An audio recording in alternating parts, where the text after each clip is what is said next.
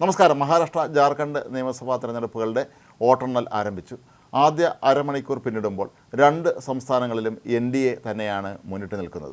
മഹാരാഷ്ട്രയിൽ 48 സീറ്റുകളിലാണ് NDA സഖ്യം മുന്നിട്ട് നിൽക്കുന്നത്. 11 സീറ്റുകളിലാണ് കോൺഗ്രസ് നേതൃത്വത്തിലുള്ള പ്രതിപക്ഷ സഖ്യം മുന്നിട്ട് നിൽക്കുന്നത്. ജാർഖണ്ഡിൽ 23 സീറ്റിൽ NDAയും 9 സീറ്റിൽ കോൺഗ്രസ് സഖ്യവുമാണ് മുന്നിൽ. മാത്രമല്ല, തെരഞ്ഞെടുപ്പ് ഫലം പുറത്തു വരുമ്പോൾ ഉണ്ടാകുന്ന കൂറുമാറ്റവും മറ്റും തടയുന്നതിന് വേണ്ടിയുള്ള തയ്യാറെടുപ്പുകൾ മഹാരാഷ്ട്രയിൽ രണ്ട് മുന്നണികളും ഒരേപോലെ ചെയ്യുകയാണ്. നിരവധി റിസോർട്ടുകളും ഹെലികോപ്റ്ററുകളും പോലും ഇരുവരും ബുക്ക് ചെയ്തിട്ടുണ്ട് എന്നാണ് പുറത്തു വരുന്ന വാർത്തകൾ. അതായത് നിയമസഭാ തെരഞ്ഞെടുപ്പ് ഫലം പുറത്തു വന്നാൽ ഉടൻ തന്നെ വിജയിച്ച സ്ഥാനാർത്ഥികളെ എത്രയും വേഗം സുരക്ഷിത സ്ഥാനങ്ങളിലേക്ക് മാറ്റുക എന്നുള്ളതാണ് ലക്ഷ്യമിടുന്നത്. പല ഉത്തരേന്ത്യൻ സംസ്ഥാനങ്ങളിൽ സംഭവിക്കുന്നത് പോലെയുള്ള കാലമാറ്റങ്ങളും മറ്റും നടക്കുമോ എന്ന് വ്യാപകമായി സംശയിക്കപ്പെടുന്നുണ്ട്.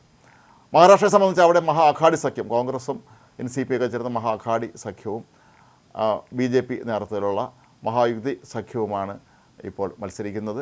ഏതായാലും BJP നേതൃത്വത്തിലുള്ള സഖ്യം ഇപ്പോൾ വളരെ മുന്നിൽ തന്നെയാണെന്നാണ് ആദ്യ സൂചനകളിൽ നിന്ന് നമുക്ക് ലഭിക്കാൻ കഴിയുന്നത്.